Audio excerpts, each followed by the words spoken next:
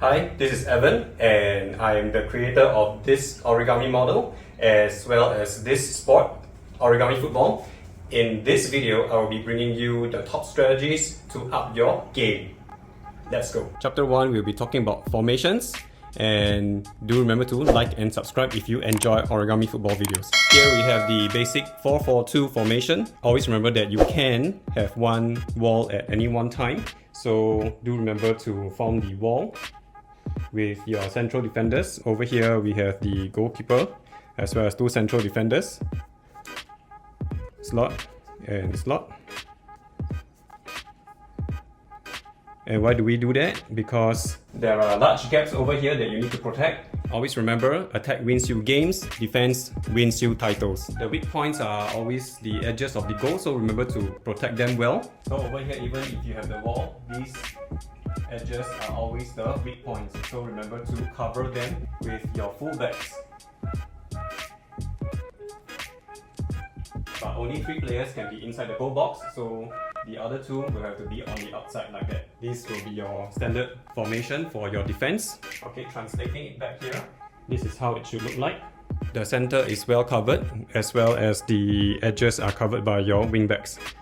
So of course, your left wingback covers this area, and your right wingback covers this area. And upon kickoff, do remember to move all your players into position.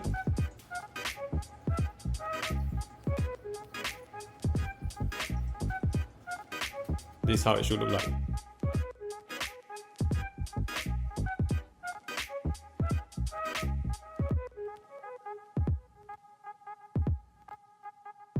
And the next one will be my favorite, the 4-4-2 diamond. So at least your central defensive midfielder can cover a whole arc of here, as well to be another line of defense before they even reach your defenders. And over here, you're well occupied on the left, the right, as well as in the middle. That's the job of the central attacking midfielder to support your strikers.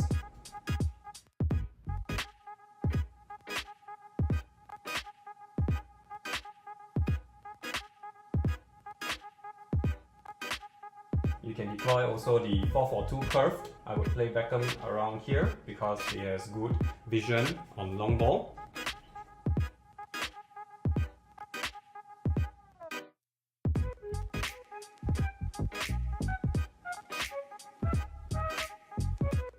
And you have 4-3-3. This is how I will be playing it, 4-3-3 straight. I always prefer a center defensive midfielder to cover and pivot before the attack even reaches the defenders. Or you can also drop the central defensive midfielder and have your wingbacks over here running up and support the attack. This is for 4-3-3.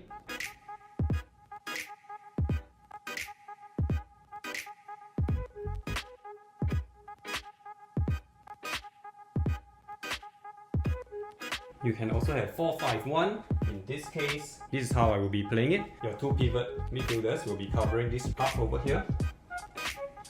The 2 wingers have their space to run, and this one supports the attack, and striker does his job.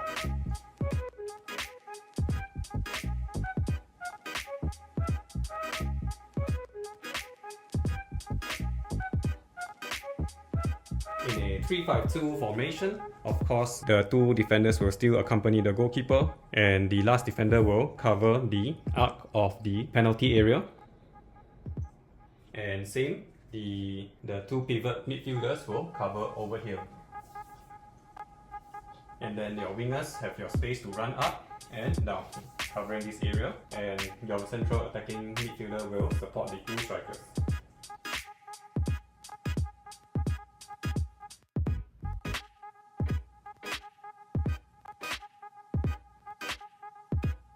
This is the 3-4-3 formation. So same, 1 defender will cover the 3 defenders at the back. Central defensive midfielder adds another layer of defense over here. Wingers have their space, and now they cover less because you have left and right forwards.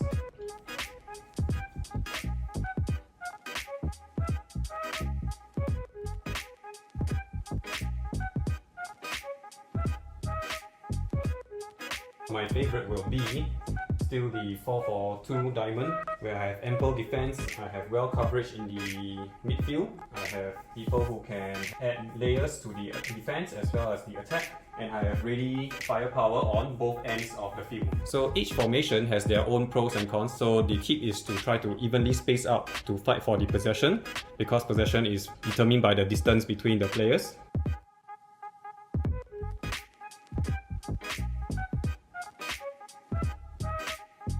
So one attacking tip that I like would be that before I even shoot, this has a potential rebound.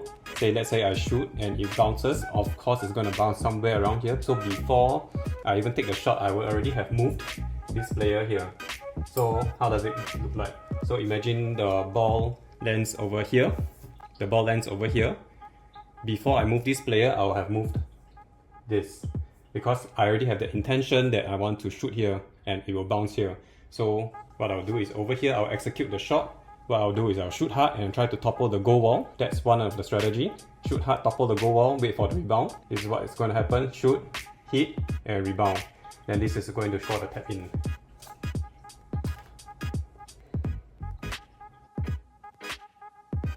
And of course, as much as possible, always aim for the weak points of the goal, which is around here. These are gaps. You can see here it's not been covered by the player. So even if you miss, you are hitting right at the edge of this player. There will be a rotational effect, like that. And that creates a gap over here. So if it's hard enough, probably you will have exited the goal box. This striker can have a bigger gap to score. Always pay attention to where the ball lands and always block religiously. Whatever the play is happening, it lands somewhere here. And you know that the possession belongs to the red player. Block first. Always block first before thinking of anything else. The probability of attacking success will be a lot lesser. This player has successfully caused this player to aim off target. Therefore, this is a successful defense exercise.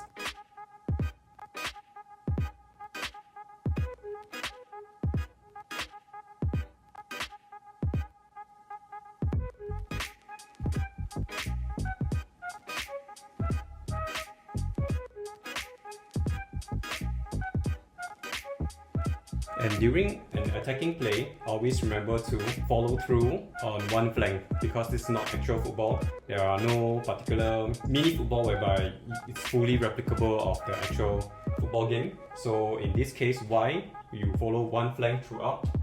You as the manager, you do not have to keep switching flanks yourself. So imagine over here, I start off with Carlos. I would have passed probably to Makelele, probably to Zidane, and then to Raul, and then I will shoot. So I follow just one path like that, because momentum and speed counts in every sport. So imagine if I pass off to Zidane. Zidane wants to pass to Beckham. And for me to take an effective shot over here, it's very difficult because your body is not behind the player, and sometimes the player has to chase the ball. So over here, if I pass over here and I miss, he has to make a run. So I need to move over all the way here. Time is wasted before I can get possession. And by the time, probably the defender has already blocked. And that forces you to maybe go back to the center. And that already has slowed down your momentum.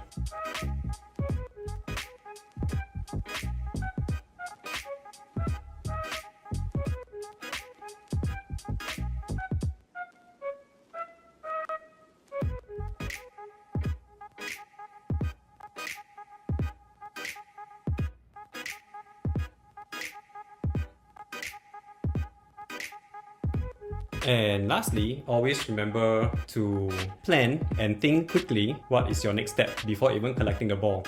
So for example, the ball lands somewhere around here. The possession is for Zidane.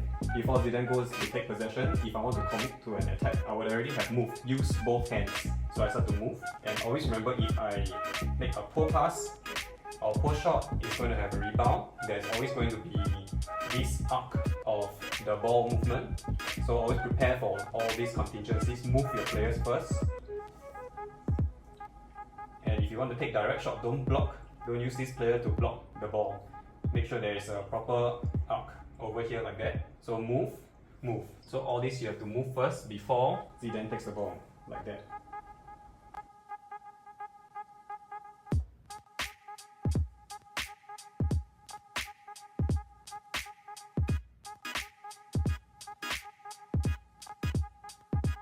And that is all. Here are some of the best tips that I have in order to help you up your game. I wish you all the best and do like and subscribe. And in the next video, I'll be talking about the comparison between this game versus the other miniature football games that I have chanced upon. So stay tuned, I'll see you in the next video. Bye.